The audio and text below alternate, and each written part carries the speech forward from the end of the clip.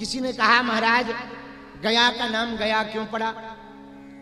सबको पता ही होगा पर बहुत लोगों को नहीं भी पता होगा। तो सुनो, गयासुर नाम का एक दैत्य था, पर बड़ा तपस्वी था। उसने भगवान श्री हरि की बड़ी तपस्या की।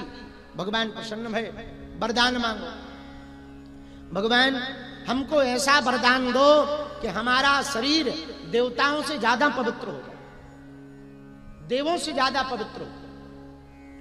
अब तपस्या बहुत की तो मना नहीं कर सकते, ठीक है तथास्तु। लेकिन अब बड़ी भारी आफत आ गई।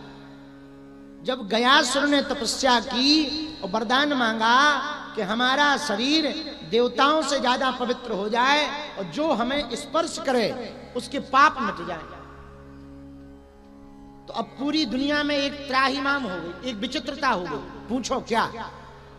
लोग करें पाप और गयासुर को जाके छू लें तो सब जीरो। तो एक दिन ब्रह्मा जी ने कहा कि ऐसे तो नरक का बही खाता बंद हो जाएगा। यही यदि चलता रहा, आदमी पाप करे और जाके गयासुर को स्पर्श कर ले, तो क्या करना चाहिए? देवताओं की संगोष्ठी हुई। भगवान श्री हरि विष्णु ने कहा चिंता मत करो, हम कोई उपाय करते हैं। ब्रह्मा जी बोले आप क्या उपाय करोगे? आप ही ने तो वरदान दे के लफड़ा किया, वरदान तो आपने ही दिया ना। ठीक है, उपाय है। क्या उपाय है? अभी करके बताते। भगवान श्री हरि विष्णु आए, गयासुर से बोले भैया हमको यज्ञ करनी है और कोई पवित्र भूमि नहीं मिल रही है, आप कोई उपाय बताओ। तो गयासुर था तो बड़ा मदान्ध तो था ही, दानी भी था, बड़ा करुणावान भी था, बुरा नहीं था। उसने कहा प्रभु यदि पवित्र भूमि यज्ञ करने के लिए नहीं मिल रही तो हम लेट जाते हैं, हमारे ऊपर हवन कुंड बनाकर आप यज्ञ कर लो।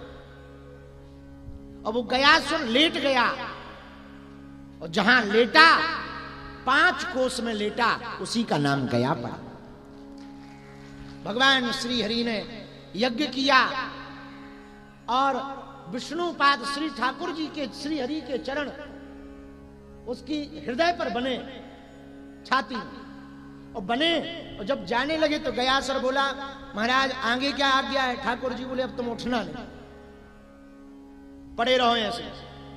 बोले महाराज पर हमारा क्या होगा? बोले कुछ नहीं होगा, तुम बड़े तपस्वी बनते हो, दूसरा वरदान और ले लो। क्या वरदान है महाराज?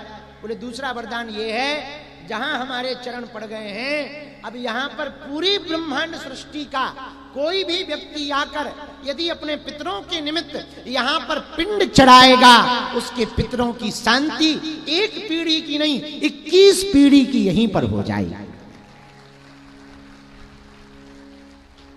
विष्णु पाद के ऊपर जो भी श्राद्ध पक्ष में श्रद्धा पूर्वक तर्पण यहां फल्गु नदी में करके पिंड चढ़ाता है, उसकी 21 पीढ़ियां, ऐसा वर्णन है ब्रह्म वैवर्त पुराण में, 21 पीढ़ियां बोले मुक्त हो जाएंगी।